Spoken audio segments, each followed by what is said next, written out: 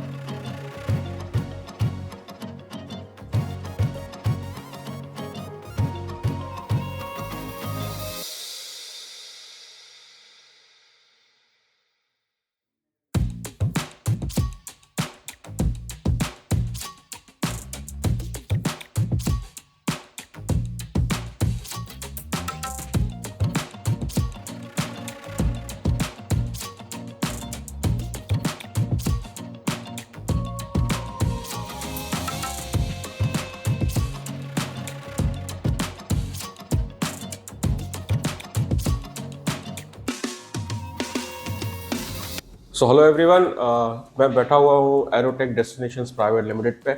मैंने आपको बताया था जिस तरह से मैं कोर्स करने जा रहा था और मैं कोर्स शुरू कर दिया। यहाँ पे हमारे साथ बैठे हुए हैं इंस्टीट्यूट के डायरेक्टर डॉक्टर कुलदीप सिंह, और इनसे मैं कुछ बातचीत करूँगा, कुछ जानूंगा इस इंस्टीट्यूट के बारे में। सर बताएं सर अपने इंट्रोडक्शन में। सबसे पहले सभी दर्शकों को मेरा नमस्कार। मेरा नाम कुलदीप है, तो और मैं एज ए मैनेजिंग डायरेक्टर इस ऑर्गेनाइजेशन को रन कर रहा हूँ।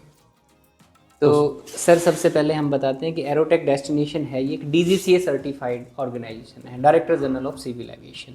हम अगर एविएशन की कोई भी बात करें तो यहाँ आपको सारी परमिशन DGCA से, director general of civil aviation, नागर विमानन मंत्रालय से लेनी पड़ती है। तो वो परमिशन लेके हम लोग ये काम स्टार्ट कर रहे हैं। राइट नाउ हमने 14 अगस्त से हमने ये स्टार्ट किया था। तो अब तक हमने जो जर्नी पार की है वो 50 कैंडिडेट्स हमने पास आउट किए, और बड़े हर्ष की बात है कि 50 कैंडिडेट्स में 48 कैंडिडेट्स 100% प्लेसमेंट के साथ काम कर रहे हैं। तो आगे आप बताइए सर। सर तो किस तरह से, मतलब क्या ट्रेनिंग का क्या प्रोसीजर होता है, किस तरह से ट्रेनिंग देते हैं, और ये DGCA सर्टिफाइड ही क्यों, मतलब? जी, ट्रेनिंग का जो मॉड्यूल्स है वो 5 दिन का होता है, जिसमें 2 दिन हम थ्योरी करते हैं। यहाँ थ्योरी 14 घंटे की होती है, वो एज़ पर रिकॉर्ड और एज़ पर गाइडलाइन है। 7-7 घंटे की 2 दिन थ्योरी रहेगी। वो हम लोग ऑनलाइन भी कर सकते हैं एज वेल एज ऑफलाइन करते हैं, लेकिन मैं हमेशा प्रेफर करता हूँ ऑफलाइन को, क्योंकि सामने सामने बैठ के जो संवाद होता है, जो डाउट्स क्लियर हो सकते हैं, वो ऑनलाइन में नहीं हो सकते। सही बात। और यहाँ हर चीज़ रूल और रेगुलेशन से जुड़ी हुई है, इसलिए आपको बड़ी बारीकी से हर रूल को पढ़ना है और हर रूल को समझना है। इसी के साथ हम लोग नेक्स्ट डे होता है, 3rd डे पे आपका एग्जामिनेशन होता है।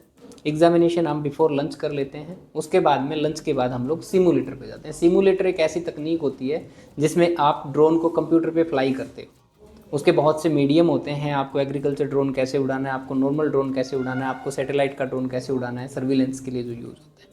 तो जो चीज़ आपने पहले कंप्यूटर पे कर ली, तो उसको आप जब मैन्युअली करोगे तो उसमें रिस्क फैक्टर घट जाता है, क्योंकि एक ड्रोन मिनिमम से मिनिमम लाखों की कीमत का में होता है। अगर वो गिर जाता है, कुछ और हो जाता है, तो हमें एक्सीडेंट रिपोर्ट करना और नुकसान, भारी नुकसान होता है। तो इसलिए एज़ पर द गाइडलाइन पहले सिमुलेटर का हमें करना ज़रूरी होता है। सिमुलेटर 2.5 घंटे की क्लास होती है, मतलब टोटल आपको टाइम है वो 2.5 घंटे होना ज़रूरी है। देन 4th और 5th डे पे आ जाते हैं। 4th डे आपका फ्लाइंग रहेगा। फ्लाइंग में आपका टोटल जो आवर्स होते हैं वो 4:30 होते हैं, 4.5 घंटे होते हैं, जिसमें 15 मिनट की नाइट फ्लाइंग भी ज़रूरी है। हमारे यहाँ से कोर्स करोगे उसमें आप ईच एंड एवरी मिनटों के हिसाब से आपको रिकॉर्ड रहेगा as per the DGCA guideline. हम लोग ऐसा नहीं है कि हमने आपको 15 मिनट फ्लाइट करवा दी और आपको भेज दिया नेट, नहीं, ऐसा नहीं, क्योंकि वो गवर्नमेंट को ही भेजने पड़ते होंगे आपको सारे बिल्कुल रिकॉर्ड। सारा रिकॉर्ड। 3-4 चीज़ें हमने, आपने अभी कोर्स किया, आपने देखा होगा कि RPTO की लॉग बुक होती है, एज वेल एज आपकी भी RPC की लॉग बुक होती है। यहाँ RPC से मतलब होता है वो रिमोट पायलट सर्टिफिकेशन, मतलब ड्रोन पायलट की log book. As well as इन सारी चीज़ों का हमें बैटरी का लॉग बुक भी होता है। अब RPTO कह रहा है कि हमने 4 घंटे फ्लाइंग करवाया है, आप कह रहे हो मैंने 3.5 घंटे किया, तो ये बीच का सिस्टम क्या है? इसलिए यहाँ 4.5 घंटे आपका, 4.5 घंटे बैटरी चार्जिंग का जो सिस्टम है वो भी तो दिखाए ना कि हमने इतनी बैटरियाँ हमारे पास हैं कि 4.5 घंटे की कैपेसिटी के साथ काम कर रहे हैं। हो सकता है बैटरी A 2 से लेके 2:15 तक चार्जिंग पे थी, आप बैटरी A के साथ फ्लाइंग करना दिखा रहे हो, इट्स इलीगल। इसलिए बहुत बारीकी से इन सभी चीज़ों को हमें देखना है और हमें आगे ये फ्यूचर में काम करते हैं। सर ये चीज़ बहुत नई है आजकल, आई मीन यस, ये एक इनोवेशन है। इससे पहले आपने मुझसे एक क्वेश्चन किया था कि DGCA सर्टिफाइड क्यों? ये सबसे महत्वपूर्ण बात है। Director general of civil aviation यही हमें परमिट देती है, यही ड्रोन पायलट्स को मॉनिटरिंग करती है। आज तक कितने बच्चे, मैंने अभी कहा कि नियर अबाउट मैंने 50 कैंडिडेट्स पास आउट किए। ये चीज़ें मैं DG स्काई पोर्टल पे जाके अब वेरीफाई कर सकता हूँ। राइट सर, ठीक है। आपने कहा कि मैं ड्रोन पायलट हूँ, मैं कैसे मान लूँ? आप दिखाओगे कोई सर्टिफिकेट, हो सकता है सर्टिफिकेट किसी ने जाली बना लिया हो, नहीं। ये सारी चीज़ें आप गवर्नमेंट के पोर्टल पे, आपका जो ड्रोन है वो भी अपडेट है, आप उसको उड़ाने वाले हो, आपका नाम और आपका सर्टिफिकेट भी अपडेट है। इसलिए ज़रूरी है DGCA सर्टिफाइड। वैसे कहीं से सीख लोगे, लेकिन कानून क्यों बने, क्यों RPTO आए, क्यों RPC हुए, क्यों ड्रोन पायलट को लाइसेंस की जरूरत पड़ी, इन्हीं सभी चीज़ों को देखते हुए तो DGCA ज़रूरी है। जी जी, ठीक है। DGCA वो बॉडी है जो इन सारी चीज़ों को, एविएशन को कंट्रोल करती है। सबसे छोटी चीज़ है drone, then helicopter, then aeroplane, ये सारी चीज़ें DGCA कंट्रोल करता है। जी तो सर मैं पूछ रहा था कि ये चीज़ बिल्कुल नई है आजकल जी ड्रोन, मतलब मैंने भी आज से 3-4 साल पहले तक ड्रोन देखे नहीं थे। उसके बाद फिर लोगों ने ड्रोन उड़ाना शुरू किए, कुछ टॉयज ड्रोन हुआ करते थे जो उड़ा करते थे। तो आज की डेट में मैं जानना चाहता हूँ कि मतलब कोई भी ड्रोन उड़ा सकता है? सच में कहें तो ये सबसे बड़ा क्वेश्चन है सर मेरा, मतलब। बिल्कुल। मैं 11 साल से ट्रेनिंग की लाइन में हूँ सर। जी। ठीक है, 11 साल बहुत होते हैं। आज तक मैंने 16,000 लोगों को एम्प्लॉयमेंट जनरेट करके दिया है। बहुत बढ़िया सर। ठीक है, मैं कभी भी बाई प्रोफेशन में हेल्थ केयर मेरा बैकग्राउंड रहा है, फार्मा लाइन से रहा हूँ, लेकिन मैंने हमेशा इनोवेशन में काम किया है। ठीक है, इससे पहले भी मैंने एक ट्रेनिंग ऑर्गेनाइज की, वो मिनिस्ट्री के साथ काम किया, उसमें भी हम लोग एक अकेले थे। अब भी अगर हमने इस ट्रेनिंग पे आया हूँ, तो इसमें सबसे बड़ी बात ये कि मैंने इसमें रिसर्च में, अगर हम 12 महीने पहले की बात करें, तो मुझे भी ये लग रहा था कि पता नहीं क्या होगा क्या नहीं होगा, लेकिन आप देखिए इसमें इतना एम्प्लॉयमेंट है जिसकी कोई हद नहीं है। आज के रिसेंटली डाटा के अनुसार पूरे इंडिया के अंदर 15,000 ड्रोन लिस्टेड हैं। ये मैं आपको सिर्फ 15,000 ड्रोन लिस्टेड है? यस सर, 15,815 आज के टाइम में 20 दिसंबर को 20 दिसंबर को 15,815 ड्रोन लिस्टेड हैं। इसके अलावा जो ड्रोन उड़ रहे हैं वो सारे इलीगल है? सब इलीगल नहीं कह सकते हम लोग, बट वो इलीगल हैं। ठीक है, अब यहाँ आ जाते हैं, हम लोग बात करते हैं रिमोट पायलट्स की। Today is 8689 8679। ये डिफरेंस कवर करना है सर। एक ड्रोन को, एक आदमी 2 ड्रोन को तो नहीं उड़ा सकते। 15,000 से ज्यादा ड्रोन है और केवल 8,500 पायलट्स हैं। यस सर, ये वो डाटा है। तो वो जो ड्रोन है उनको उड़ा तो नहीं रहे, किसी कंपनी ने बना के रख रखे हैं, किसी को कुछ कर रखे हैं, लेकिन उनको उड़ाएं तो गे। तो ये तो बात जाहिर सी है ना कि हमें इनको पूरा करना है। बिल्कुल बिल्कुल सर। और नए नए रजिस्ट्रेशन तो होते ही जा रहे होंगे। रोज नए रजिस्ट्रेशन होते हैं। जब आप लोग बात करते हो इनोवेशन की, तो हम लोगों को ये देखना है कि जब मैंने सोचा था कि फोटोग्राफर, सबसे पहली लाइन है फोटोग्राफर की। फोटोग्राफर क्या करता है? ड्रोन फ्लाई करता है। कौन सी कैटेगरी का है? नैनो या फिर माइक्रो? माइक्रो। क्या वो कमर्शियल कर रहा है?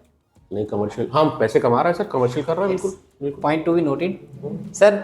हम लोग ये काम कर रहे हैं, आप मेरा वीडियो शूट कर रहे हो, आपको पता है ये वीडियो कितना वायरल हो सकता है? नहीं पता सर। कुछ नहीं कह सकते। अगर ये वायरल हो गया तो इट्स कमर्शियल। ये हम अपने पर्सनल व्यू के लिए, पर्सनल लोगों को अवेयरनेस के लिए वीडियो बनाए, जी, देन ये कमर्शियल। अगर आप कोई भी कमर्शियल एक्टिविटी करोगे, भले वो नैनो, माइक्रो हो, स्मॉल हो, लार्ज हो, मीडियम हो, तो आपको रिमोट पायलट की ज़रूरत है, जो डीजीसीए सर्टिफाई करेगा। साफ साफ है। अगर आप कोई खिलौना उड़ा रहे हो, बच्चों के खिलौने, उसके लिए ज़रूरत नहीं है। That categories nano. ठीक है, माइक्रो और स्मॉल। अब सबसे बड़ी इंडस्ट्री है, जितने भी अपने राइट नाउ 79 आई थिंक्स आरपीटीओ हैं। आरपीटीओ का मतलब होता है रिमोट पायलट ट्रेनिंग ऑर्गेनाइजेशन। 79 में 95% सारी स्मॉल कैटेगरी की। अभी मीडियम किसी के पास नहीं है। मीडियम का ना होने का वजह ये कि अभी मीडियम हमारे यहाँ पे टीओटी नहीं हो रही। ठीक है, बहुत सी चीज़ें हैं जो हम लोग बाद में डिस्कस करेंगे।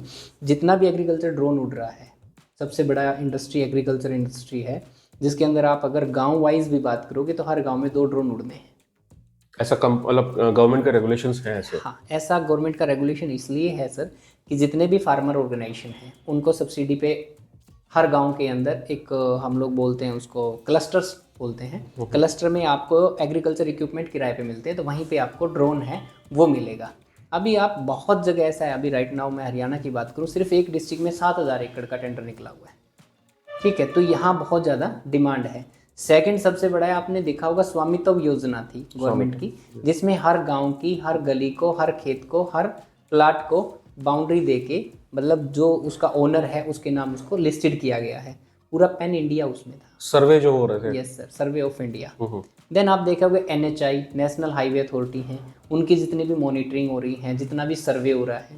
आपने देखा होगा कि अभी रिसेंटली हमारे हिंदुस्तान में सभी रेलवे स्टेशन हैं वो मॉडर्न हो रहे हैं। जी जी। ठीक है, तो वो सारा भी जो मॉनिटरिंग हो रहा है, सर्विलेंस हो रहा है, वो उसके लिए इंडियन ऑयल कॉरपोरेशन का जितना भी आप लोग रिफाइनरी से तेल आगे तक सप्लाई होता है, ये ड्रोन से निगरानी के रूप में यूज़ हो रहा है। तो ऐसे अनगिनत सेक्टर हैं, पावर ग्रिड, ठीक है, ऐसे अनगिनत सेक्टर हैं जिनके बारे में हमने देखा ही नहीं है। माइनिंग, ठीक है, एग्रीकल्चर, सर्विलेंस, ठीक है, तो ये ऐसे बहुत ज़्यादा सेक्टर हैं जिनके अंदर हम बच्चों को प्लेसमेंट करवाते हैं।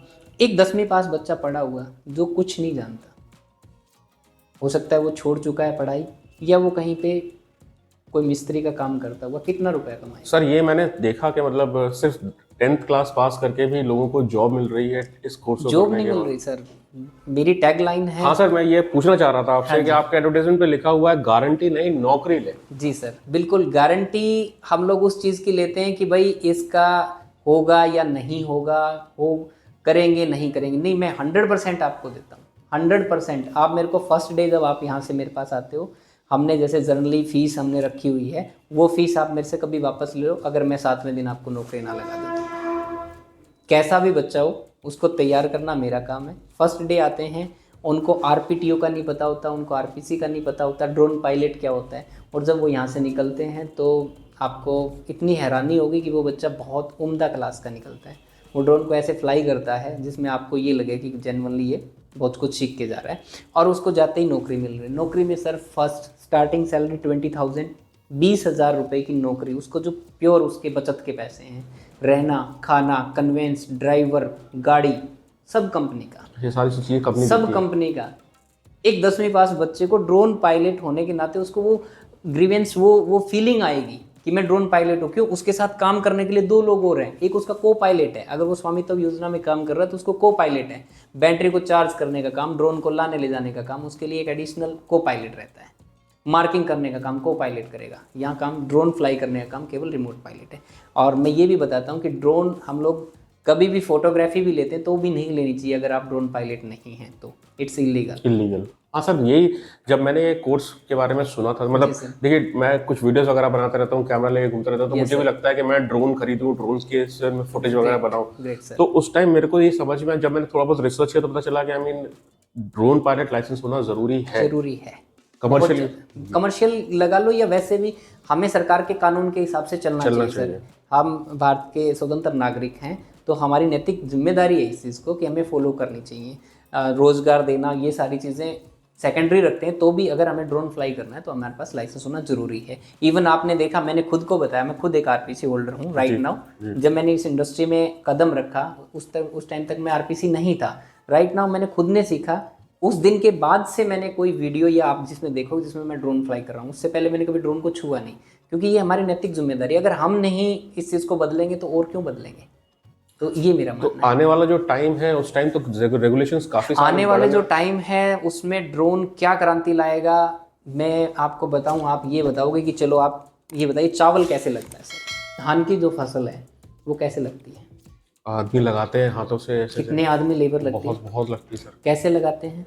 चावल के पानी में घुसना, बिच्छू होता है, बिल्कुल सांप होता है। जी। एक आदमी मिनिमम से मिनिमम 2,000 रुपये पर डे पे मिलता है आपको लेबर के लिए। अब ऐसी टेक्नोलॉजी आ गई है सर कि चावल को हम लोग अंकुरित करते हैं, ड्रोन में डालते हैं, और चावल के एक चावल से दूसरे चावल के बीच में 2 इंच का गैप होता है। वो गैप ड्रोन बिल्कुल प्रॉपर तरीके से चावल लगाएगा। तो आप मानिए कि कितनी बड़ी क्रांति है। सब चीज़ों से हम लोग बहुत आगे, ये इनोवेशन है। ठीक है, ड्रोन जाएगा, गन्ने की फसल है, गन्ने की फसल में स्प्रे करना है, कितना टिपिकल काम है। अगर एक फार्मर अगर उसमें से करता है ना स्प्रे सर, तो सारा कट जाता है, उसको बहुत प्रोटेक्टेड करना पड़ता है। गन्ने की फसल में यूरिया का छिड़काव करना है, डीएपी का छिड़काव करना है, या कोई पेस्टिसाइड का करना है, ड्रोन करके आएगा कितने देर में? मिनिमम टू मिनिमम 8 और मैक्सिमम 18, 8 से 18 मिनट के अंदर अपना इरिगेशन का काम करके ड्रोन कंप्लीट वापस। जब हम लोग देखते हैं फार्मर, आपने बहुत बार देखा हो सर, हम किसान फैमिली से हूँ मैं सर, मैं भी। ठीक है, तो हम लोग पहले अरेंजमेंट करते थे, नियर अबाउट 200 से 300 लीटर पानी लेके आते थे। फिर बड़े पापा हैं वो आए, उनमें पानी डाला, पेस्टिसाइड डाला, और पूरे दिन हैंडपंप चला के वो काम कांधे पे करते लटका थे। के। अब देखो वो चीज़ सब कुछ घट गया सर। जो यूरिया का कट्टा था या पेस्टिसाइड जो 5 लीटर 10 लीटर आपने को डालना था, वो 250 ml का हो गया। ठीक है, ड्रोन में डाला, 15 से 20 मिनट में काम करके, बिल्कुल इजी वे है। जैसे आपने जोमेटो से खाना ऑर्डर किया, वैसे ही फार्मर अपने फ़ोन को खोलेगा, उसमें अपने 3 एकड़ 4 एकड़ को बुक करना है, और देन कैश ऑन डिलीवरी या यूपीआई करो। जो ड्रोन पायलट है वो अपनी गाड़ी के साथ, अपने ड्रोन के साथ, और इवन पेस्टिसाइड या यूरिया के साथ उसके खेत में पहुंच जाता है, और 20 मिनट में काम करके बाहर। यही तो मॉडर्न है, यही तो इनोवेशन है। आपने देखा होगा बाहर कंट्रीज़ में यही चल रहा है, आपने बहुत से वीडियो देखे होंगे। तो क्योंकि वहाँ चल रहे हैं तो यहाँ क्यों नहीं चल सकते। और अभी आपने देखा होगा अभी जो पूरा संकल्प यात्रा चल रही है उसमें हर गांव को कवर किया है। हर गाँव कवर किया। मैं सरकार का बहुत बहुत धन्यवाद करता हूँ इस चीज़ के लिए कि सरकार इतना बड़ा कदम उठा रही है, किसानों को अवेयर कर रही है। तो राइट नाउ अगर आप देखेंगे तो बहुत ज़्यादा इसके अंदर अभी रोज़गार की संभावना है, इनोवेशन की संभावना है। हम फसलों पे आपने देखा होगा एक छोटा सा मैंने ऐप देखा कि आप उसमें किसी भी पौधे का ऐसे फ़ोटो लेंगे, फ़ोटो लेने के बाद अपडेट कर देंगे तो ये पता चल जाएगा कि इसमें कौन सी डिजीज़ है। ये चीज़ें हम लोग भी ड्रोन से कर पाएंगे। मैं एक एग्जांपल देता हूँ, आप बेसिक यूपी से हैं या? जी सर, मैं यूपी से हूँ। अपने यहाँ आम कितना होता है? बहुत होता है सर आम। अगर आम के ऊपर हमें किसी चीज़ का छिड़काव करना है तो कैसे करेंगे? बहुत दिक्कत होगी, बड़े बड़े पेड़ होते हैं, ऊंचे बड़े होते हैं। यूरिया डालते हैं तो हम क्या करते हैं, पहले खाद उसके पेड़ को जड़ों को खोदते हैं फिर डालते हैं। अगर हम यही चीज़ ड्रोन से करते तो बहुत सुरक्षित है।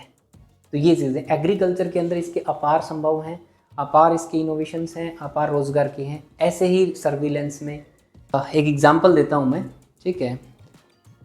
ये ऑफिशियली हम लोग नहीं कह सकते लेकिन फिर भी हम लोग सर ऐसे बहुत से स्टेट हैं जो ड्राई हैं। ड्राई का मतलब यहाँ शराबबंदी से है। Right sir. बहुत से लोग जमींदार तो नहीं कहूँगा, बेरोजगार हो सकते हैं जो अवैध रूप से शराब का निर्माण करते हैं। उनको पकड़ने के लिए पुलिस या डिपार्टमेंट बहुत सी। हाँ सर, बिहार का देखा है मैंने, कई जगह न्यूज़ वगैरह भी देखा है। या अभी बिहार में ये काम हो रहा है ड्रोन के थ्रू। ओके। वो क्या होता है कि आबादी से दूर खेतों में जाके शराब का निर्माण करते हैं, वहाँ तक पुलिस का पहुँच पाना नामुमकिन होता है। ये सारा काम बेसिकली रात को होता है।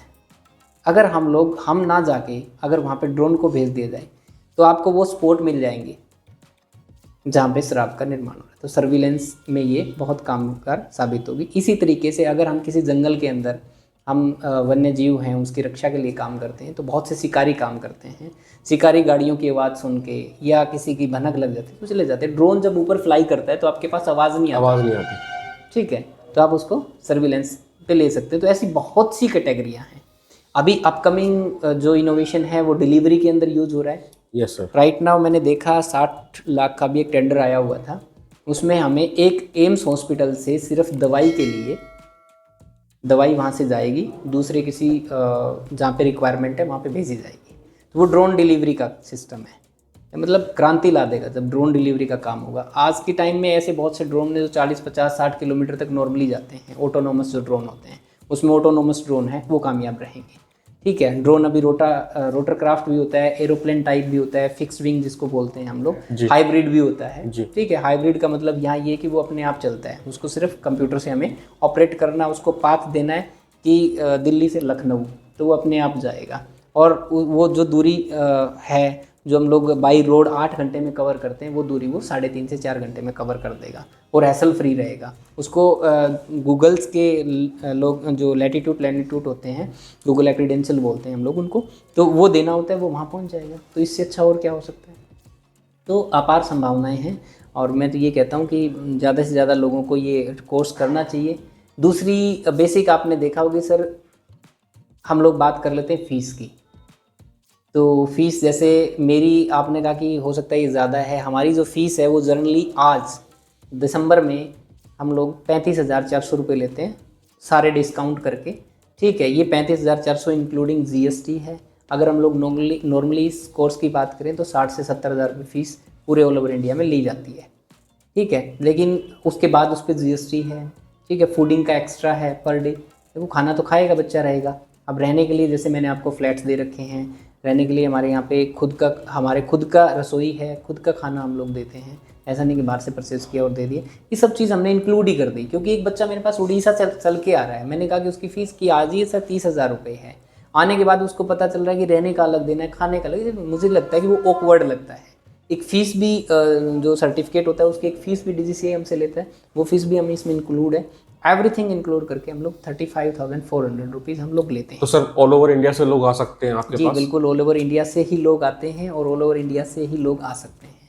अभी तक हमारे पास बहुत कैंडिडेट हैं वो बाहर से आए हैं। मोस्टली फोकस मेरा हरियाणा और अपने NCR में रहा है, क्योंकि यहाँ का बच्चा है उसको एम्प्लॉयमेंट यहीं नज़दीक में मिल जाता है, ठीक है। ये हैं सारी MNC कंपनियाँ हैं, EPF ESI सब कटता है, ठीक है, ऐसा कुछ भी नहीं है कि आज लिया कल निकाल दिया, कोई ऐसा सिस्टम नहीं है। बिल्कुल आपको तरीके से ईमानदारी से काम करना है, आप उसमें काम कर सकते हो और ये ट्रेनिंग से आपका भविष्य बदल सकता है। सर किस किस सेक्टर में प्लेसमेंट्स होते हैं? जैसे एग्रीकल्चर आपने कहा बहुत बड़ा सेक्टर है। बहुत बड़ा सेक्टर है वो एग्रीकल्चर है। सेकंड सबसे बड़ा जो सेक्टर है वो सर्विलेंस है। सर्विलेंस का सेक्टर। हाँ जी।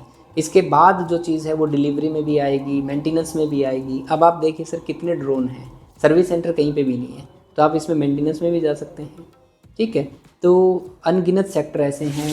सर्विलेंस में आप देखोगे पावर ग्रिड है, माइनिंग है, आपका एग्रीकल्चर है, आपका जो मैंने बताया कि स्वामित्व मैप माई इंडिया है, ये सब सर्वे ऑफ इंडिया है, ये सब इसी का एक पार्ट है। सब ड्रोन से ही कवर हो रहा है। Right sir. ठीक है, और आप ये देखिए सर अब तो अवेयरनेस इतना आ गया कि एक फार्मर को पता है कि ड्रोन क्या है। ड्रोन क्या है? तो जब फार्मर को जब जो चीज़ पता चल जाती है उसमें तो क्रांति आनी है, सही बात। आनी ही आनी। सही बात। तो यही चीज़ है सर। ठीक ठीक। Thank you sir. Thank you very much. So much. Thank you sir.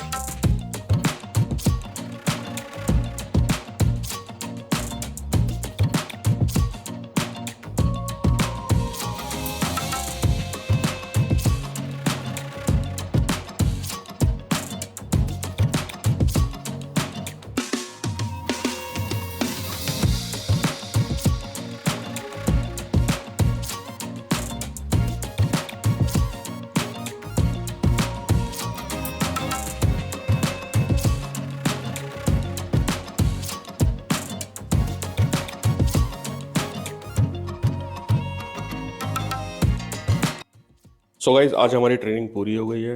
हमने थ्योरी किया, हमने सिमुलेटर पे काम किया, सिमुलेटर पे ट्रेनिंग ली पहले, और उसके बाद हमने फ्लाइंग की और बहुत मज़ा आया।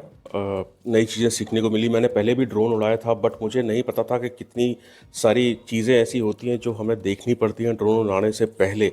ख़ास तौर से चाहे फिर वो आपका एरिया हो, कौन से एरिया में उड़ा सकते हैं नहीं उड़ा सकते हैं, चाहे फिर वो वेदर कंडीशंस हो, आपके ड्रोन की क्वालिटी क्या होती है, आप किस तरह से आप उसको मैनेज करते हैं, किस तरह से चार्जिंग होती है, किस तरह से जब जल्दी डिस्चार्ज हो जाता है। तो मतलब बहुत सारी जो कॉम्प्लिकेशंस जो थी वो सारी मेरी अभी क्लियर हो गई हैं। और मैं तो यही कहूँगा कि अगर आप इंटरेस्टेड हैं ड्रोन फ्लाई करने में तो आपको पहले ट्रेनिंग करनी चाहिए। 5 दिन की ट्रेनिंग है और 5 दिन की ट्रेनिंग में 2 दिन इनका क्या कहते हैं उसको, फ्लाइंग होती है। और सबसे ज़्यादा ताज्जुब मुझे जब हुआ जब जो लोग मेरे साथ ट्रेनिंग कर रहे थे, बैच बहुत छोटे छोटे बैच होते हैं, इनके बड़े बड़े बैच नहीं होते हैं। According to government of India शायद 5 या 6 लोग से ज़्यादा एक बैच में नहीं हो सकते, कुछ ऐसा है। तो ज़्यादा ध्यान दिया जाता है आपके ऊपर। ऐसा नहीं है कि 100-150 लोगों को इकट्ठा ट्रेनिंग दे रहे हैं, ऐसा भी नहीं है। आपके ऊपर ध्यान दिया जाता है, आपका टेस्ट होता है बाकायदा, आपका थ्योरी का टेस्ट होता है, सिमुलेटर का टेस्ट होता है, प्रैक्टिकल्स का जो फ्लाइंग होती है उसकी भी टेस्ट होते हैं, और वो सारे रिकॉर्ड्स जो है वो DGCA के पास जाते हैं सर्टिफिकेशन के लिए कि आपने वो पास किए हैं या नहीं किए हैं। सर्टिफाई तो आपको सर्टिफाई किया जाए या नहीं किया जाए। हाँ, जो मैं आपको बता रहा था कि मुझे एक चीज़ देख के बहुत ताज्जुब हुआ कि मेरे साथ कुछ लोग ऐसे भी थे जो सिर्फ 10th क्लास पास थे। मतलब वो ज़्यादा पढ़े लिखे नहीं थे, या यूँ कह लीजिए कि उनके पास इतनी ज़्यादा एक्सपीरियंस नहीं था या एजुकेशन नहीं थी, लेकिन फिर भी उन्होंने ये कोर्स किया। और 5 दिन के बाद जो 6वां दिन है उधर से उनको नौकरी मिल गई। I mean it sounds great कि लोग जो हैं, जो बेरोज़गार हैं, जिनके पास जॉब्स नहीं है, अगर वो ये ट्रेनिंग करते हैं तो 6वें-7वें दिन से आप एक कंपनी को ज्वाइन कर लेते हैं। एग्रीकल्चर कंपनीज बहुत सारी हैं जो कि तुरंत उनको पायलट्स की ज़रूरत है, और वो तुरंत आपको एक छोटा सा ट्रेनिंग देते हैं, टेस्ट वगैरह लेते हैं, ट्रेनिंग देते हैं आपके लाइसेंस मिलने के बाद, आपका सर्टिफिकेशन होने के बाद, and they provide you a good job. मतलब 20-25 हज़ार रुपये की जॉब सबको आसानी से मिल गई। जितने लोग वहाँ थे, मैंने देखा मेरे पहले वाला जो बैच था वो भी, उसमें कुछ कई सारे ऐसे लोग थे जो सिर्फ 10th क्लास पास थे, और मेरे साथ भी कुछ 1-2 लोग ऐसे थे जो सिर्फ 10th क्लास पास थे, but they got their job very easily. So this is an opportunity for those people also who are actually not ज़्यादा पढ़े लिखे नहीं हैं, who are not into this kind of experience या any kind of experience which people are not having, and they can complete this course, do the certifications and all, they can get a job very easily. सो मेरा यही कहना है कि अगर आप job चाहते हैं, अगर आप ज़्यादा अगर आप पढ़े लिखे भी हैं फिर भी आपको जॉब नहीं मिल रही है, अगर आप जॉब चाहते हैं तो this is a very good course way you can come down. आप आ सकते हैं, आपको 5 दिन की ट्रेनिंग मिलती है और उसके बाद सीधा आपको जॉब ऑफर मिल जाता है। जिस इंस्टीट्यूट में मैं गया था, मैंने सर से भी बात करवाई, मतलब आप लोगों ने उनका इंटरव्यू देखा, उन्होंने भी ये कहा कि हम नौकरी की गारंटी नहीं देते, हम नौकरी ही देते हैं। And this I have seen practically, मैंने खुद देख लिया। ये बोलते बहुत लोग हैं, बट मैंने प्रैक्टिकली खुद देख लिया है कि नहीं, ये सच है। जैसे कि मैंने बताया, अगर आपको और कोई इन्फॉर्मेशन चाहिए, अगर आपको, तो कमेंट करें, बताएं हमें क्या इन्फॉर्मेशन चाहिए, हम आपकी ज़रूर आपके क्वेश्चंस के आंसर्स देंगे। और आप जा सकते हैं इस इंस्टीट्यूट में, मैंने डिटेल्स में सब कुछ कैप्शंस में और डिस्क्रिप्शन में सब कुछ लिखा हुआ है, सो यू कैन ईजिली गो। मेरा नाम लेके जाएंगे तो आपको बट ऑफ कोर्स सर की तरफ से कुछ ना कुछ डिस्काउंट ज़रूर मिल जाएगा। अगर आप ऐसे वीडियो और देखना चाहते हैं तो कमेंट करें। नमस्कार।